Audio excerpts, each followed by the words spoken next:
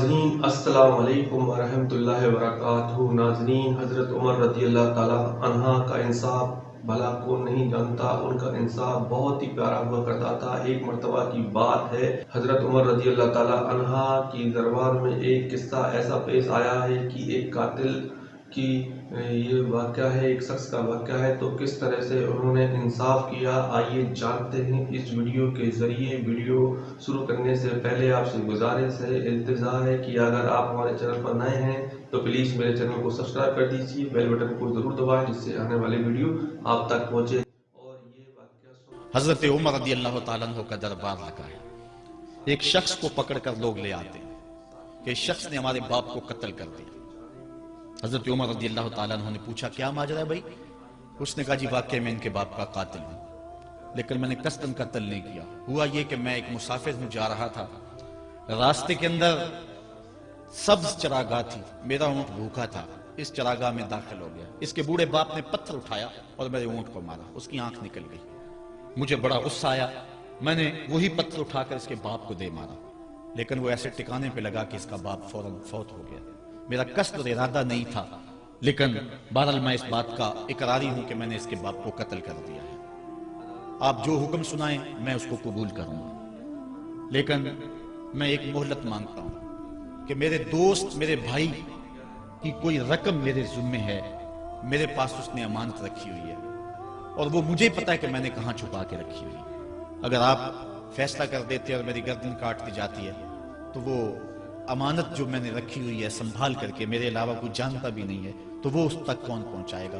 اگر آپ مجھے 3 دن کی مہلت دے دیں تو میں جا کر کے اس کی امانت اس کو واپس کر کے پھر واپس آؤں گا، پھر یہ پھندا پھانسی کا میں اپنے گلے میں ڈلوانے کے لیے تیار ہوں۔ حضرت عمر رضی اللہ تعالیٰ عنہ نے فرمایا کہ کوئی شخص تیری ضمانت دے دے تو ہم تجھے چھٹی دینے کے لیے تیار ہیں۔ اس نے دائیں بائیں دیکھا، پورے مدینے میں اس کا کوئی شناسہ ہی نہیں تھا، واقف ہی نہیں تھا، ایک اجنبی شخص تھا۔ حضرت ابو ذر غفاری کھڑے ہو گئے، کہا حضرت عمر میں اس کی ضمانت دیتا ہوں۔ ضمانت دے دی گئی، وہ چلا گیا۔ تیسرے دن وعدے کا جو وقت تھا، لوگ جمع ہو گئے، دربار لگ گئے، ابھی تک آنے والا نہیں آیا۔ لوگوں نے کہا ابو ذر تو نے غلطی کی ہے، ایک اجنبی کی ضمانت دی اور ابھی تک وہ نہیں آیا۔ اور میاں صاحب فرماتے ہیں ایک بار جو بھائیں اڑ جان دے اور پھر کدی نہ پھنس دے دے۔ ظاہر ہے وہ چلا گیا، واپس تو نہیں پلٹ کے آئے گا، اسے پتا ہے کہ آگے سیدھی سیدھی میری موت ہے، تو تم نے یہ کیا غلطی کی؟ خیر آپ نے فرمایا کہ اگر وہ نہ آیا تو یہ پھانسی کا پھندا میرے گلے میں ڈال لینا، لیکن بہرحال میں نے اس کی ضمانت دی۔ کچھ عرصہ بیتا کہ دور سے گرد و غبار اڑتا ہوا دکھائی دیا۔ جب صورت واضح ہوئی تو وہی شخص تھا۔ حضرت عمر فاروق رضی اللہ تعالیٰ عنہ کے دربار میں کھڑا ہو کہنے لگا حضرت کسی وجہ سے تاخیر سے پہنچا ہوں، معذرت چاہتا ہوں، اب جو حکم ہے پورا کیجیے۔ حضرت عمر رضی اللہ تعالیٰ عنہ اس کے پھانسی کے احکامات جاری کر چکے تھے۔ آپ نے فرمایا کہ ابو ذر یہ بتا کہ تو نے اس کی ضمانت کیسے دی جب تو اسے جانتا نہیں تھا؟ تو سن حضرت ابو ذر غفاری نے کیا کہا ایک اجنبی میرے محمد کے مدینے میں پناہ مانگ رہا تھا اور اس نے چاروں سمت دیکھا اور کوئی شخص نہیں تھا جو اس کو امان دیتا اور اس کی ضمانت دیتا، تو میں نے اس لیے ضمانت دے دی کہ نہ بھی آیا تو اپنی جان چلی جائے گی، کل کو یہ تو نہیں کہے گا کہ محمد کے مدینے میں کسی نے ضمانت مانگی تھی، پورے شہر میں کوئی ضمانت دینے والا نہیں تھا۔ اس کو کہا کہ انہوں نے تو ضمانت دے دی، میاں اب تو بتا کہ تو چلا گیا تھا، تجھے جانتا کوئی نہیں تھا، نہ پلٹ کے آتا تو تجھے کوئی پوچھنے والا نہیں تھا، تو نے یہ دوبارہ موت کے منہ میں کیوں اپنا سر رکھا ہے؟ تو اس نے کہا کہ میں نے کہا کہ ایک اجنبی کی ضمانت ایسے شخص نے دی ہے جو مجھے جانتا بھی نہیں ہے، اور اگر میں نہ گیا تو لوگ قیامت تک اجنبیوں پر بھروسہ نہیں کریں گے کہ اجنبی یوں سلوک کیا کرتے ہیں۔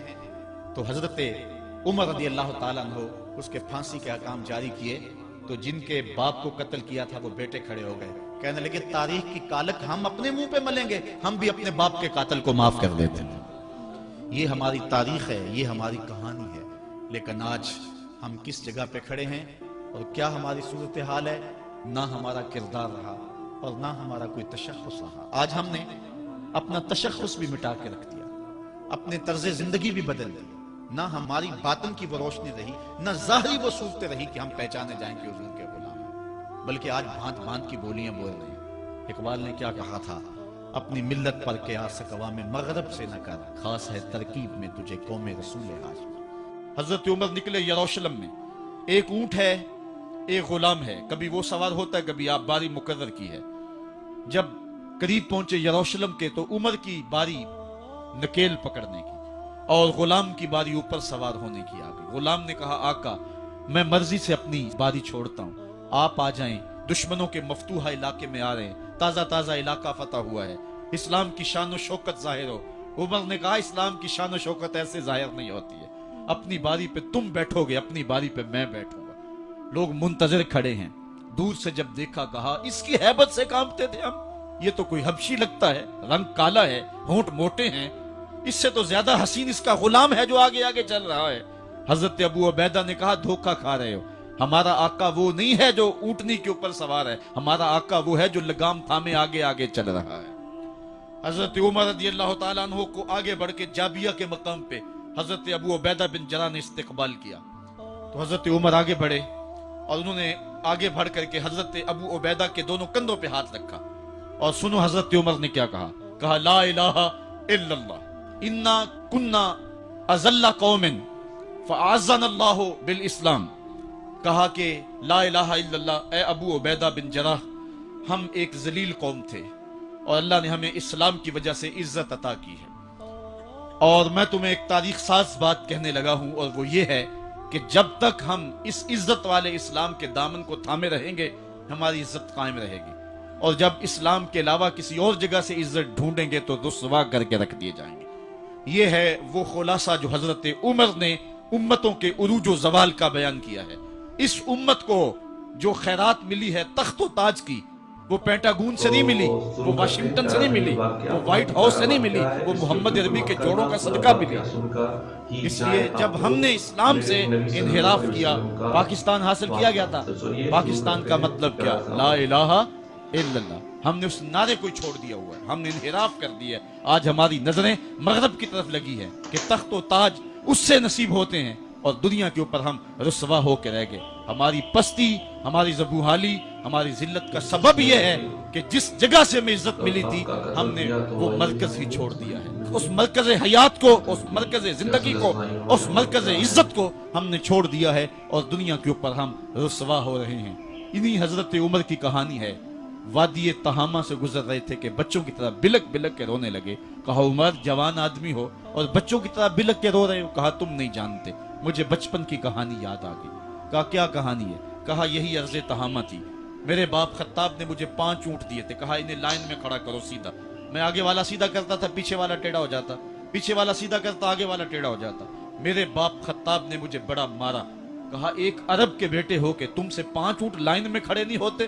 کہا ایک زمانہ عمر پہ وہ تھا کہ اس سے 5 اونٹ لائن میں کھڑے نہیں ہوتے تھے، اور آج شرق سے لے کر غرب تک 23 لاکھ مربع میل کی حکمرانی، اور انسان بھی لائن میں کھڑے ہیں۔ یہ محمد عربی کے جوڑوں کا صدقہ نہیں ہے تو اور کیا ہے؟ عمر سے تو 5 اونٹ لائن میں کھڑے نہیں ہوتے تھے۔ تو یہ عزتیں، یہ تخت و تاج، یہ حکومتیں ہمیں حضور کی دہلیز سے ملی۔ جب ہم نے اس دہلیز کو چھوڑ دیا تو دنیا کے اوپر رسوا ہو گئے اور ذلیل کر کے رکھ دیے گئے۔ ہماری اخلاقی پستی اور زبوحالی نے ہم کو کہیں کا نہیں چھوڑا، دامن رسالت ماب کو چھوڑ دیا ہے۔ پھر رسوائیاں مقدر نہیں ہوں گی تو کیا ہوں گی؟ آئیے ابھی بھی موقع ہے، توبہ کا دروازہ بند نہیں ہوا، رب سے بھی معافی مانگ لے۔ گنبد خضرا کے مکین کے حضور بھی ہاتھ جوڑ کے کہیں چھوڑ کے آپ کا دامن رحمت، آقا ہم سے بھول ہوئی، کھو دی اپنی قدر و قیمت، آقا ہم سے بھول ہوئی، دیکھ ہماری آنکھ بچولی، اپنے سینے اپنی گولی، بھول گئے ہم درس اخوت، آقا ہم سے بھول ہوئی، دنیا کے ٹھکرائے ہوئے ہیں تیرے در پہ آئے ہوئے ہیں، کھول دے اپنا باب رحمت، آقا ہم سے بھول ہوئی۔ عبداللہ بن عمر اور عبید اللہ بن عمر بصرہ سے گزر رہے تھے ایک جنگ سے واپسی پر، تو حاکم بصرہ نے آپ کو کچھ پیسے دیے کہ یہ مال غنیمت میں جا کے جمع کروا دینا، اور پھر خود ہی مشورہ دیا کہ عراق کے اندر فلاں فلاں چیز بہت سستی مل جاتی ہے اور حجاز میں ان چیزوں کی قیمت زیادہ ہے، تو اگر آپ ایسا کر لیں کہ یہ ان پیسوں سے خرید لیں اور جا کے مدینہ المنورہ میں فروخت کر دیں، تو جو زائد پیسے آپ کمائیں گے وہ آپ کے ہوئے، اور یہی اشرفیاں جو میں نے دی ہیں آپ کو، اتنی اشرفیاں بیت المال میں جمع کروا دینا۔ تم نے محنت کی ہوگی، تجارت کی ہوگی، تو جتنے بچیں گے وہ آپ کے ہوں گے۔ تو انہوں نے کہا بہت اچھا، وہاں سے مال خرید لیا، مدینہ المنورہ میں آ کے بیچ دیا۔ جتنی اشرفیاں انہوں نے وہاں سے دی تھی بیت المال کے لیے، اتنی بیت المال میں جمع کروا دی۔ حضرت عمر رضی اللہ تعالیٰ عنہ کو پتہ چلا، بیٹوں کو بلایا، کہا کہ سنا ہے تم نے کوئی کمائی کی ہے؟ کہا جی ہم نے تو تجارت کی، اور جو مال لیا تھا اتنا مال ہی بیت المال میں جمع کروایا ہے۔ کہا تم بیت المال کے پیسوں پر کمائی کی ہے، وہ پیسے بھی تمہیں بیت المال میں جمع کروانے پڑیں گے۔ یہ عمر ہیں رضی اللہ تعالیٰ عنہ۔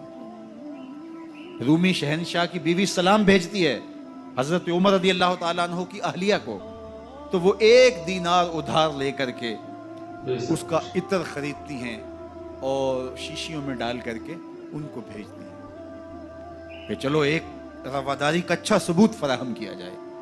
تو وہ واپسی پر انہی شیشیوں کے اندر قیمتی موتی بھر کے بیچتی ہیں، جواہرات بھر کے بیچتی ہیں۔ حضرت عمر رضی اللہ تعالیٰ عنہ فرماتے ہیں لاؤ یہ سارے جواہرات، سب کو فروخت کر دیں، 1 دینار اس کو دیتے ہیں، باقی بیت المال میں جمع کر دیتے ہیں۔ تو جب اپنی زندگی اتنی محتاط ہوگی، اتنی خوبصورت ہوگی، تو پھر کس طرح کوئی گورنر زیادتی کر سکتا ہے؟ تو حضرت سیدنا عمر رضی اللہ تعالیٰ عنہ نے اپنا طرز زندگی اور انداز معاشرت اتنا سادہ اور اتنا خوبصورت رکھا کہ اس کے مطابق تمام گورنروں کو ڈھالنے کی تلقین کی۔ آپ جب بھی کسی شخص کو بطور گورنر اس کا تعین کرتے تو اس کو یہ نصیحتیں کرتے، ایک ترکی گھوڑے پہ سوار نہیں ہوں گے، باریک کپڑا نہیں پہنیں گے، کس طرح سے اور انچنے آٹے کی روٹی کھائیں گے، مکان کا دروازہ نہیں لگائیں گے، کوئی حاجب نہیں رکھیں گے، چوکیدار نہیں رکھیں گے، بواب نہیں رکھیں گے، جو تمہارے تک پہنچنا چاہے ڈائریکٹ پہنچ جائے۔ اللہ اکبر۔ اور پھر جب کسی کو متعین کیا جاتا اس کی جائیدادیں لکھ لی جاتی کہ اس کے پاس کتنی جائیداد ہے، وہ حساب اپنے پاس رکھتے، اور جب وہ معزول ہوتا یا اس کا وقت ختم ہوتا تو آپ دیکھتے کہ اب اس کے پاس جائیداد کتنی ہے۔ اگر وہ جو پہلے آپ نے اپنے پاس ریکارڈ رکھا ہوتا اس سے جائیداد اس کی زیادہ ہوتی، حضرت عمر بقیہ جائیداد بیت المال میں جمع دنیا میں چرچت ہے۔ اللہ، اور یہ کیسے تھا؟ گورنر بول نہیں سکتا تھا، اس لیے کہ حضرت عمر کی اپنی بود و باش بھی اسی طرح کی، اپنا طرز زندگی بھی اسی طرح کا۔ مال غنیمت میں بہت ساری چادریں آتی ہیں جو سب کو تقسیم کر دی جاتی ہیں۔ خطبہ جمعہ دینے کے لیے آئے تو ایک شخص کھڑا ہو گیا، عمر خطبہ بعد میں سنیں گے، پہلے یہ بتائیں کہ یہ جو تم نے قمیض پہنی ہے یہ کہاں سے آئی؟ مال غنیمت کے اندر جو چادریں آئی ہیں سب کے حصے میں ایک ایک چادر آئی، آپ داراز قد ہیں، ایک چادر سے قمیض نہیں سل سکتی، تو آپ کی قمیض کہاں سے آئی؟ پہلے اس سوال کا جواب دے دیجئے، پھر خطبہ سنیں گے۔ اللہ اکبر۔ آپ کے بیٹے کھڑے ہوتے ہیں، کہا ایک چادر سے میرے باپ کی قمیض نہیں بنتی تھی، میں نے اپنے حصے کی چادر بھی اپنے باپ کو پیش کی ہے۔ اس نے کہا اب سناؤ، اور ہم سنتے ہیں۔ یہ ہے حضرت عمر رضی اللہ تعالیٰ عنہ کی اپنی ذاتی زندگی۔ ایاز بن غنم کے بارے میں یہ پتہ چلتا ہے کہ وہ موٹے کپڑے نہیں باریک کپڑے پہنتا ہے۔ اس نے گھر کے دروازے پر بواب بھی رکھا ہوا ہے، چوکیدار بھی رکھا ہوا ہے۔ تو حضرت عمر رضی اللہ تعالیٰ عنہ محمد بن مسلمہ کو بھیجتے ہیں، محمد بن مسلمہ جاتے ہیں اور جا کے تحقیق کرتے ہیں تو ایسا ہی پاتے ہیں، تو ان کو وہیں گرفتار کر کے لے آتے ہیں اور حضرت عمر کے دربار میں پیش کیا جاتا ہے۔ چھڑی اس کے ہاتھ میں دے کر فرماتے ہیں جاؤ تم بکریاں چرایا کرو، تم گورنری کے لائق نہیں ہو۔ ایک گورنر کو بکریاں چرانے پہ لگا دیتے ہیں اس لیے کہ تم نے ان اصولوں سے، ان ضابطوں سے انحراف کیا ہے جو ایک سلطنت کے ذمہ دار کے لیے لازم اور ضروری ہیں۔ دور موجود کے حکمرانوں کو، چاہے وہ عرب کے حکمران ہوں چاہے وہ عجم کے حکمران ہوں، اگر وہ اسلام کا نام لیتے ہیں تو انہیں اپنے اعمال کا جائزہ لینا ہوگا کہ ہم کھڑے کہاں ہیں۔ امیر حمزہ کا ایمان لانا کوئی معمولی واقعہ نہیں تھا۔ جس طرح مسلمانوں میں خوشی کی لہر دوڑ گئی تھی تو کفار کے اندر یہ خبر ایک بجلی بن کے گری، تو وہ بھی دار الندوہ میں بیٹھے اور سوچنے لگے کہ اب کیا کیا جائے۔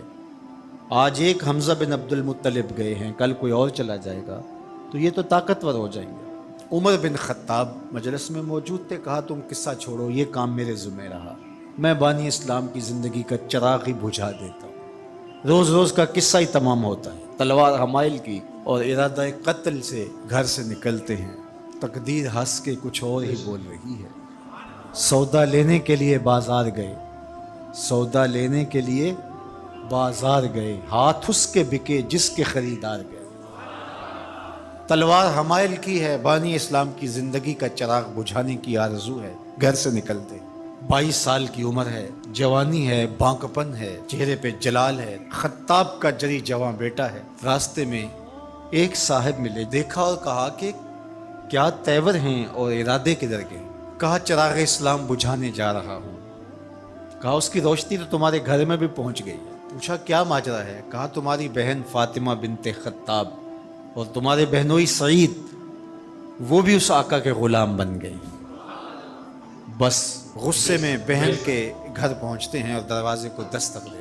اندر قاری قرآن ان کو قرآن سکھا رہا ہے. اہل خانہ سمجھے عمر آئے ہیں اور تیور بھی اچھے نہیں ہیں. قاری کو کہیں گوشے میں چھپا دیا اور دروازہ کھولا. دروازہ کھولنے کی دیر تھی کہ بہن پہ ٹوٹ پڑے، مار دھاڑ شروع کر دی. تم سابی ہو گئی ہو، تم نے آباء و اجداد کا دین چھوڑ دیا ہے.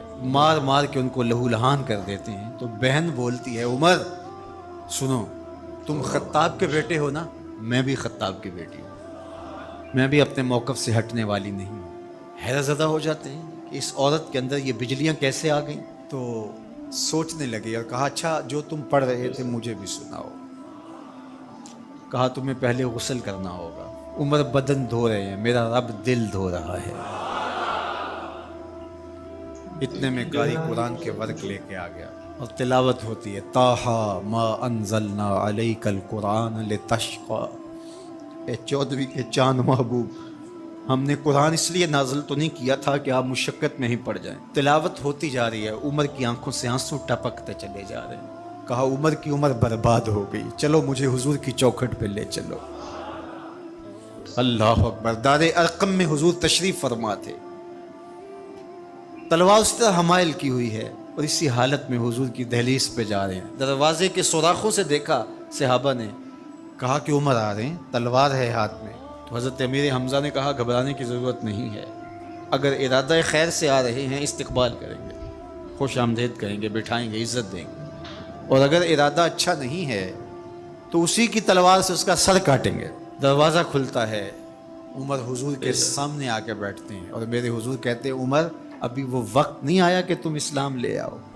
اور یہی وقت تھا عمر کے اسلام لانے کا. حضرت عمر کلمہ پڑھتے ہیں اشہد ان لا الہ الا اللہ وحدہ لا شریک لہ واشہد ان محمدا عبدہ ورسولہ.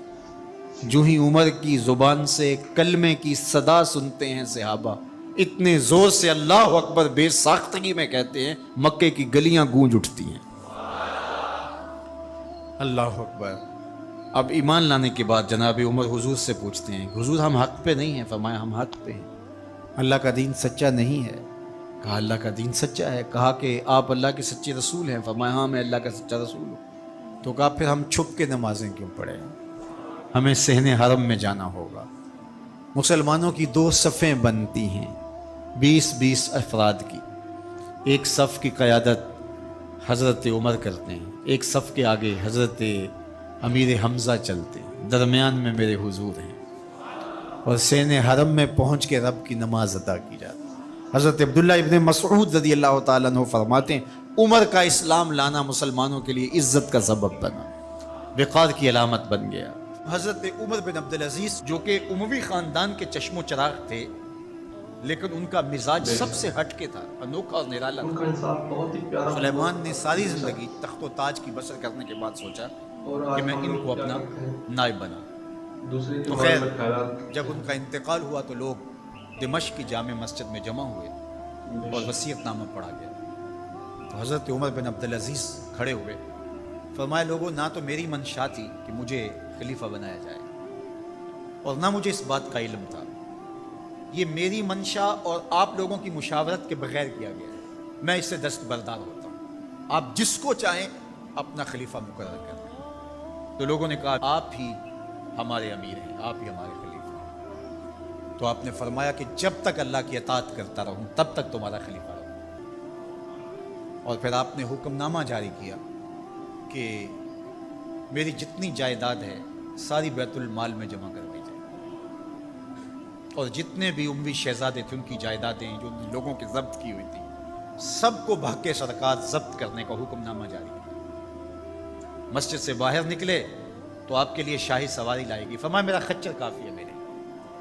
گھر پہنچے تو اپنی بیوی فاطمہ بنت عبد الملک سے کہا، جو بادشاہ کی بیٹی ہے، بادشاہ کی پوتی ہے اور 4 بادشاہوں کی بہن ہے، ناز و نعم میں پلی ہوئی ہے، کہا کہ میرے ساتھ تم رہنا چاہو تو تمہیں اپنے سارے زیورات، زر و جواہر، سارا مال بیت المال میں جمع کروانا ہوگا اور فقیرانہ زندگی بسر کرنا ہوگی. اب اس پاک باز خاتون نے کہا کہ میں اس کے لیے تیار ہوں، میں فقیری کی زندگی کو ترجیح دیتی ہوں.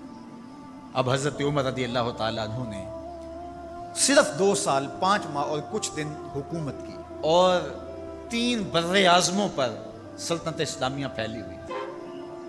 اور آپ روتے تھے کہ ان لوگوں کا حق بھی میرے اوپر بلا مطالبہ ہے جو دنیا کے کسی بھی خطے کے اوپر اس سلطنت کی حدود میں بستے ہیں. عید کا موقع آیا، عیدگاہ میں جب لوگ ایک دوسرے کو مل رہے تھے تو امیر المومنین کے بیٹوں کے کپڑے خستہ تھے، پرانے تھے، پیوند لگے ہوئے تھے. تو آپ نے اپنے بیٹوں سے کہا کہ تمہیں شرم تو آ رہی ہوگی کہ امیر المومنین کے بیٹے ہو کے تمہیں ڈھنگ کا لباس بھی دستیاب نہیں ہے. تو آپ کا ایک بیٹا عبد الملک بن عمر بن عبد العزیز جو آپ کی زندگی میں انتقال کر گیا تھا، اس نے کہا ہمیں اس بات پہ فخر ہے کہ ہمارے باپ نے خیانت نہیں کی ہے، ہمارا باپ دیانتدار. جب گھر آتے ہیں تو آپ کی بیٹیاں آپ کو عید مبارک کہتی ہیں، آپ سے ملتی ہیں، لیکن منہ پہ کپڑا دھرا ہوا ہے. تو حضرت عمر رضی اللہ تعالیٰ عنہ عمر بن عبد العزیز بولتے ہیں کہ بیٹی آپ نے چہرے کے اوپر کپڑا کیوں رکھا ہوا ہے؟ تو وہ کہتی ہے ہم نے کچے پیاز سے آج کھانا کھایا ہے تو اس لیے ہم نے کپڑا رکھا ہے کہ آپ اس کی سمیل محسوس نہ کریں. تو حضرت عمر بن عبد العزیز رو پڑتے ہیں اور فرماتے ہیں کہ کس باپ کا جی نہیں چاہتا کہ میری اولاد آسودہ ہو، لیکن میں آخرت سے ڈرتا ہوں. حضرت عمر بن عبد العزیز رضی اللہ تعالیٰ عنہ کے 2 سال 5 ماہ اور چند دنوں کے اندر ایسا عدل پھیلتا ہے کہ لوگ کہتے ہیں ہمیں لگتا تھا آسمان اور زمین کے درمیان ترازو گاڑ دیا گیا ہے، ہر شے پوری پوری تولی جا رہی ہے. اور اتنی خوشحالی آتی ہے، اتنی خوشحالی آتی ہے، لوگ زکوٰۃ کے پیسے لے کے نکلتے ہیں، کوئی زکوٰۃ لینے والا نہیں ملتا. ایک علاقے کے لوگ حضرت عمر بن عبد العزیز کو خط لکھتے ہیں کہ حضرت زکوٰۃ کا کیا کریں؟ فرمایا غریبوں کو دے. کہا کوئی غریب رہا ہی نہیں. تو کہا کہ اچھا آپ اس طرح کریں کہ جن کی شادیاں نہیں ہوئی ان کا مہر ادا کر کے شادیاں کروا دیں. تو وہ جواب میں لکھتا ہے یہ بھی ہو چکا. تو کہا لوگوں کو قرضہ دے دیں. کہا کسی کو قرضے کی ضرورت ہی نہیں. تو پھر فرماتے ہیں اچھا غیر مسلموں کو قرضہ دیں تاکہ وہ کھیتی باڑی کر کے زراعت کے کام کو بڑھائیں. یہ عمر بن عبد العزیز پر عدل پھیلا، نور پھیلا، روشنی پھیلی. شہزادگی کی زندگی سے ایک دم اپنے آپ کو ایک چھوٹے سے کٹیا کے اندر محدود کر دیا. اللہ اکبر. حضرت عمر بن عبد العزیز رضی اللہ تعالیٰ عنہ مسلمانوں کے نامور خلیفہ ہے اور ان کو ان کے عدل، ان کے انصاف، ان کی سادگی اور ان کی زندگی کے اس خوبصورت طرز کی وجہ سے عمر ثانی کہا جاتا ہے.